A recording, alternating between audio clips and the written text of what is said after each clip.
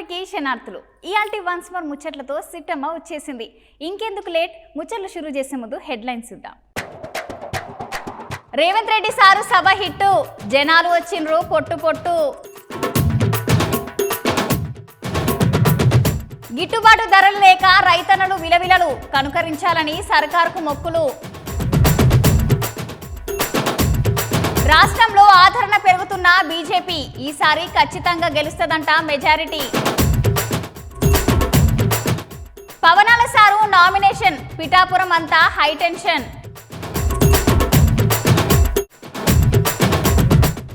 అడుగడుగున జన జాతర, ఈసారి సుత ఖచ్చితంగా జగనే అట సీఎం.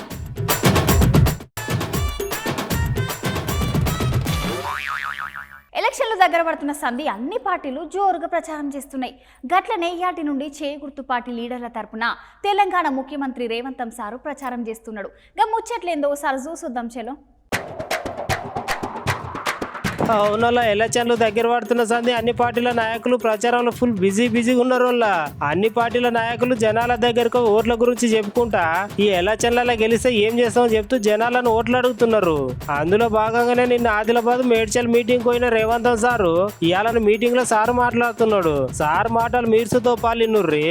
అధికారం చేపట్టిన 100 రోజుల లోపలనే కొడంగల్కి 5,000 కోట్ల రూపాయలు నిధి తీసుకొచ్చినాం.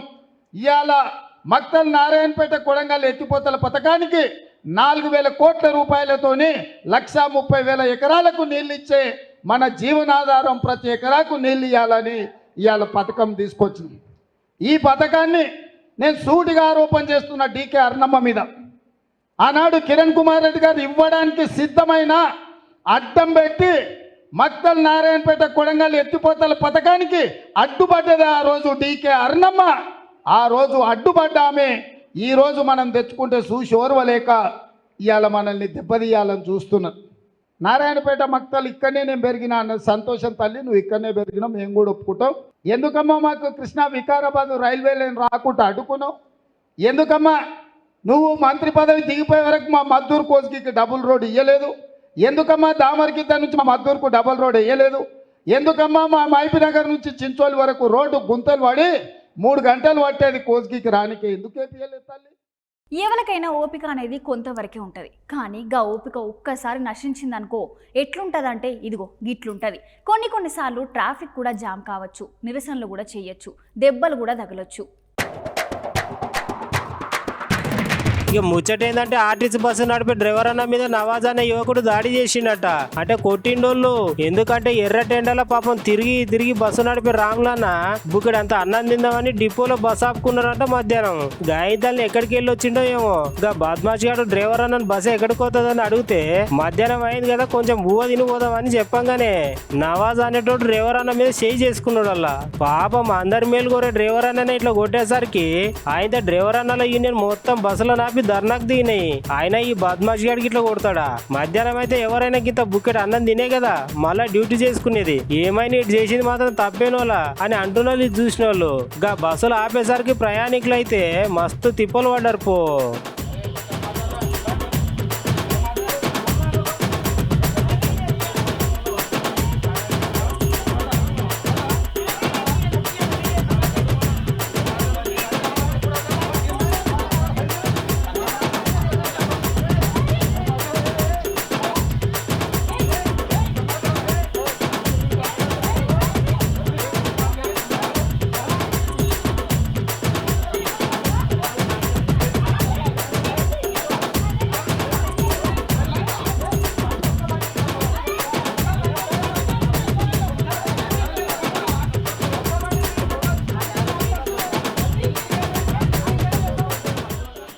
ఇప్పుడు ఎక్కడ చూసినా ఎలక్షన్లలో ముచ్చటే ఉల్లా. తెలంగాణలో ఆంధ్రప్రదేశ్లో మొత్తం నామినేషన్లు. ఇవాళ మన గిలాస గుర్తు పార్టీ లీడర్ పవనాల సారసుత నామినేషన్ చేసిండుల్లా. సార్ నామినేషన్ ముచ్చట్లేందో సార్ చూసొద్దాం చెలో. అయితే ముచ్చట ఏంటంటే ఆంధ్రప్రదేశ్ రాష్ట్రం కూటమిలో భాగంగానే ఇవాళ సినిమా యాక్టర్ జనసేన పార్టీ అధ్యక్షుడు పవన్ సార్ నామినేషన్ వేసేందుకు సిద్ధమైండు. అయితే ఈ నామినేషన్ గొల్లపురం టోల్గేట్ వద్ద పవన్ సార్ కార్యకర్తలకు అభివాదం చేసుకుంటూ పీఠాపురంకు బయలుదేరాలని నామినేషన్ వేసేందుకు పోతుంటే ఒక పెద్ద మనిషి ఆయనకున్న బాధలన్నీ మొత్తం పవన్ సార్ కు చెప్పుకున్నాడు. ఈసారి ఎట్లయినా పీఠాపురం ప్రజలందరూ కలిసి మీరు గెలిపించుకోవాలని నిర్ణయం తీసుకున్నాం. మీరు ఆధార్యపడకండి, పవన్ సారు మీ వెనక జనమందలు ఉన్నారు, మీరు జననాయకుడిగా ఖచ్చితంగా ఈసారి గెలుస్తారని పెద్ద ఆయన పవన్ సార్ కు చెప్పిండు. ఇదంతా పవన్ సార్ కనుగుడ్ల నిండా నీళ్లు తీసుకొని నేను జనంతోనే ఉంటా, జనంలోనే ఉంటా, గెలిచి పిఠాపురం ప్రజలందరినీ సుఖ సంతోషాలతోటి చూసుకుంటాని హామీ ఇచ్చి నామినేషన్ కి బయలుదేరిండు పవన్ సారు.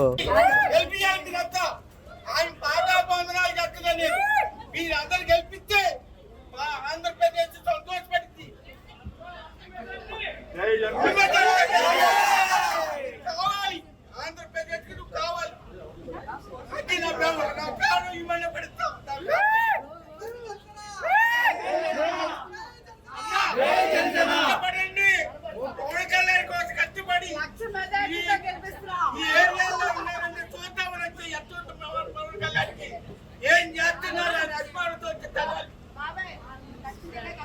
ఆయన గెలిపియాలి. మీరు కష్టపడండి, రేతులు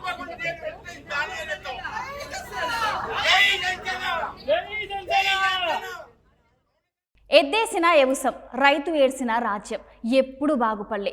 సేమ్ గట్లనే ఉన్నది ఇప్పుడు పరిస్థితి. పాపం రైతులకు దిక్కుముక్కు లేకుండా పోయింది. రాష్ట్ర ప్రభుత్వం ధాన్యం కొనాలని చెప్పినా కూడా ఇగో గిట్ల చేసిండ్రు గీ దళారిగాళ్ళు.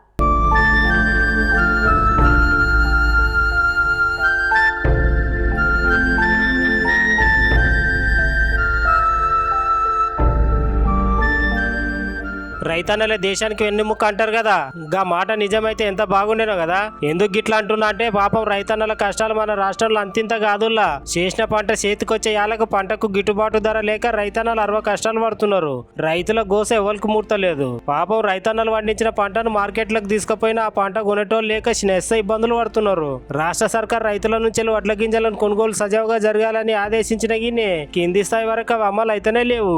మధ్య దళారిగాల చేతుల్లో రైతన్నలు ఎప్పుడు నలిగిపోతానే ఉన్నారు. పాపం జనగామ జిల్లాలో మార్కెట్ల రైతులు వడ్లు కొనాలని పోలీసుల కాలు పట్టుకున్నా కూడా కనికరం లేకుండా ఆ రైతన్నలను దూరం పెడుతున్నారు. అయితే అక్క అయ్యా మీ కాలు మొక్కుతా, మీ బాంచని నేను పండించిన ఈ వడ్లను కొనాలని ఏడుస్తూ కన్నిటితోటి దండం పెట్టినా కూడా వాళ్ళు కొనడం లేదు. చెప్పుకోనికే మాటల రైతు రాజ్యం గాని ఇప్పుడుగా రాజు బతుకు బజార్లో పడే కాలం వచ్చింది. పాపంగా అక్క దండం పెట్టిన వీడియో ప్రతి ఒక్కరు చూసి అన్నం పెట్టే రైతన్న కన్నీళ్లు పెడితే రాష్ట్రానికి మంచి జరగదని వీడియో చూసిన ప్రతి ఒక్కరు కామెంట్ చేసిర్రు.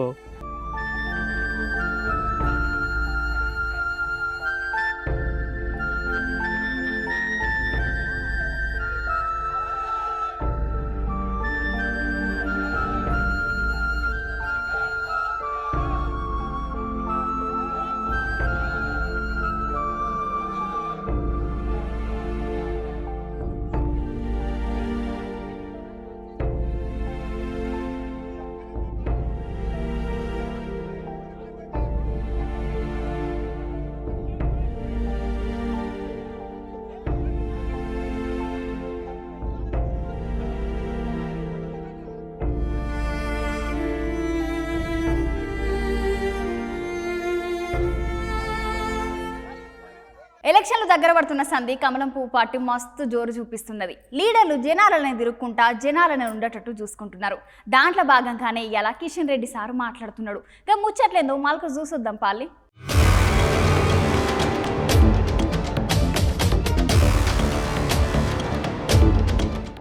ఎలక్షన్లు దగ్గర పడుతున్న సంది కమలపు పార్టీ మంచి జోరు మీద ఉన్నది.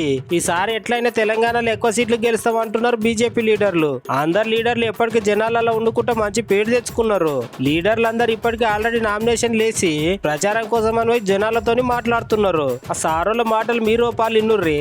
పార్లమెంట్ ఎన్నికలకు సంబంధించి అందరం కూడా మనము బయట మన పోలింగ్ బూత్లో ఎన్ని పనులు చేసినప్పుడు కూడా మన పోలింగ్ బూత్లో అందరం కూడా అంకిత భావంతో చేయాలి.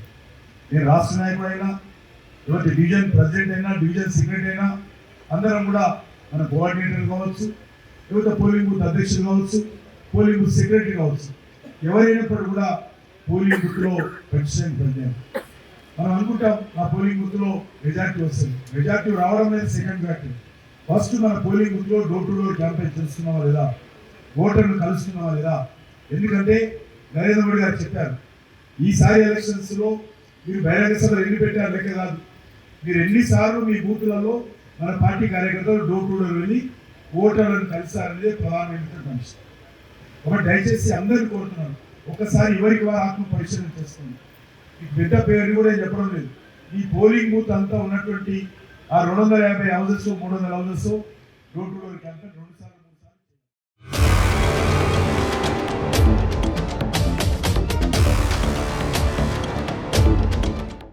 మనం ఎంత పెద్ద కొలువు చేసినా ఎంత చిన్న కొలువు చేసినా ఈ జానుడు పొట్ట కోసమే కదా. అసువంటప్పుడు మనం ఏది తింటున్నాం, ఎంత తింటున్నాం, తినేది మంచిదేనా లేకుంటే ఖరాబ్ అయిందా అనేది 1-2 సార్లు చూసుకోవాలి. లేకుంటే ఇగో గిట్లనే అవుతుంది. ఎన్ని మార్లు చెప్పినా పోలీస్ అన్నాలు ఎన్నిసార్లు చెకింగ్లు చేసినా కల్తీ దందా చేసేటోళ్ళు తీరైతే అస్సలు మారతలేదు. పట్నం పల్లె అనే తేడా లేకుండా ఎక్కడ చూసినా ఇప్పుడు కల్తీ వస్తులే కనిపిస్తున్నాయి. అలా ఇప్పుడు ఈ ముచ్చట ఎందుకు చెప్తున్నట్టు ఇగో ఈ వీడియో చూడుర్రి. అసలు ముచ్చట ఏందో నేను చెప్తా, అలా చూసిర్రా. గదేందో అంత ఫంగస్ అంట. అసలు ముచ్చట ఏందంటే షాహిర్ ఖాన్ అనే ఓ అన్న ఎండాకాలం కదా అని బాగా దూపయ్యి ఓ షాప్ లో పోయి రియల్ అనే ఫ్రూట్ డబ్బా కొన్నాడంట. కొని కదా ఆగుదామని గాయంతే డబ్బు ఓపెన్ చేసి చూస్తే ఇగో గిట్లా ఇది బయట పడ్డదంట. అసలు ఫస్ట్ ఇది చూసినాక ఇది సమజ్ కాలేదంట. తర్వాత వాళ్ళు వచ్చి ఇది ఎక్కడ కొన్నావు, ఇది అంతా ఫంగస్ జ్యూస్ మొత్తం సుతా ఖరాబ్ అయింది పడాయి అంటే ఇక గన్న వాడేసి ముంగటి ఇట్లా వీడియో తీసి సోషల్ మీడియాలో పెట్టిండట. ఇది చూసిన చాలా మంది ఇగో గిట్లనే తాగితే జర్ర అంటే పానం పోతుండే, అసలు గిట్ల కల్తీ చేసేటోళ్ళ మీద కేసు పెట్టాలని అంటున్నారు. అయితే ముచ్చట తెలిసిన పోలీసు వాళ్ళు వచ్చి దీని మీద విచారణ చేసి చర్యలు తీసుకుంటామని అంటున్నారంట. లేకుంటే జనాల పానాలంటే అంత లెక్క లేకుంటే ఎట్లా. ఇట్లా కల్తీ వ్యాపారం దందే చేసేటోళ్ళు అందరి మీద గట్టిగా కేసులు పెట్టి లోపలేలా అంటున్నారు ఇది చూసిన వాళ్ళు.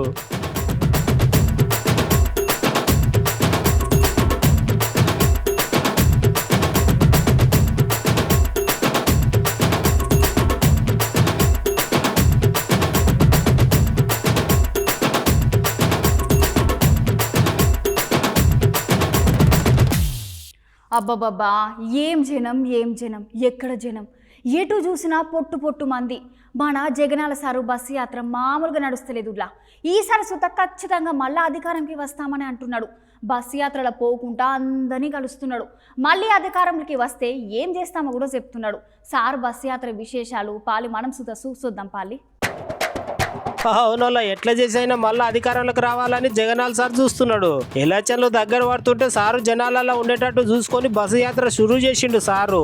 అట్లా యాత్రలో పోకుండా మళ్ళీ అధికారంలోకి వస్తే ఏం చేస్తామో జనాలకు చెప్తున్నాడు. ఇంకో దిక్కు చంద్రాల సార్నేమో పొట్టు పొట్టు గార్చుకుంటున్నాడు. ఈరోజు చంద్రబాబు వెనకాల ఈరోజు ఒక కాంగ్రెస్ ఉంది, ఈరోజు ఒక బీజేపీ ఉంది. ప్రత్యక్షంగా ఒకరు పరోక్షంగా ఒకరు మద్దతిస్తా ఉన్నారు. ఇదే చంద్రబాబుకు తోడుగా ఈరోజు ఒక దత్తపుత్రుడు ఉన్నాడు, ఒక ఈనాడు ఉంది, ఒక ఆంధ్రజ్యోతి ఉంది, ఒక TV5 ఉన్నాయి. వీళ్ళందరూ సరిపోరన్నట్టుగా ఈరోజు వాళ్ళు చేస్తా ఉన్న కుట్రలున్నాయి, కుతంత్రాలున్నాయి, వాళ్ళు చేస్తా ఉన్న మోసాలున్నాయి, వాళ్ళు చెబుతా ఉన్న అబద్ధాలున్నాయి. ఇవన్నీ కూడా కళ్ళ ఎదుటే కనిపిస్తా ఉన్నాయి. మరి ఇంతమంది తోడేళ్ళు ఏకం కావాల్సిన అవసరం ఏముంది అని అడుగుతా ఉన్నాను. ఈ సందర్భంగా ఎక్కడైనా గమనించమని కోరుతా ఉన్నా. వస్తువులు ఎత్తుకపోతే దొంగల ముఠా అంటాం, బెదిరించి దోచుకునే వారిని దోపిడీ ముఠా అంటాం. మరి ఎన్నికలప్పుడు నమ్మించి ప్రజలు నమ్మి మోసపోయి పొరపాటున అధికారం ఇస్తే 5 ఏళ్ళు మోసం చరిత్ర ఉన్న 3 పార్టీల కూటమిని మనమంతా ఏమనాలి అని అడుగుతా ఉన్నాను. ఇగో నిన్న మల్కాజిగిరిలా సీఎం రేవంత్ సారు సభ జరిగింది కదా. గా సభలో ఒక డ్రోన్ కెమెరా గాల్లో ఎగురుకుంటా అక్కడ సభలో జరిగిన ఫోటోలన్నీ తీసింది. ఇగో అది చూసిన అక్కడ సిబ్బంది ఏం చేసిర్రు నేను చెప్పడెందుకు కానీ మీరే చూడుండ్రి. ముచ్చటేదంటే నిన్న మేడ్చల్ మల్కాజ్గిరి జిల్లా షామీర్పేటలో జరిగిన చేయి గుర్తు పార్టీ జనజాతర మహాసభల బరాబరి సభ జరుగుతుంటే మీదికెళ్ళి అనుకోకుండా ఒక డ్రోన్ కెమెరా వచ్చి అక్కడ ఉన్న జనాలందరినీ సభలో మాట్లాడిన రేవంత్ రెడ్డి సార్ని ఫోటోలు వీడియోలు తీసుడు సురువు చేసింది. అట్లానే ఈ మూల నుంచి ఆ మూలకు ఆ మూల నుంచి ఈ మూల కిందికి మీదికి ఒకటే తిరుగుతుంటే అక్కడ ఉన్న పోలీస్ సార్లు అరే మేము డ్రోన్ పెట్టనే లేదు కదా, మరి ఈ డ్రోన్ ఎక్కడికి వెళ్ళి వచ్చింది అని పరిశాన్ అయ్యి అది ఏడికెళ్ళి వస్తుందో చూసి ఆ డ్రోన్ ఆపరేట్ చేస్తున్న మనిషిని దొరకబట్టి అడిగితే ఆ మనిషి రామంతాపూర్ నుంచి వెళ్ళి వచ్చిండట. ఆయన పేరు గణేష్ అంట. పోలీసులు నీకు డ్రోన్ పర్మిషన్ ఉందా, ఎవరు తీయమంటే నువ్వు తీస్తున్నావని ఆయన అడుగుతున్నారట.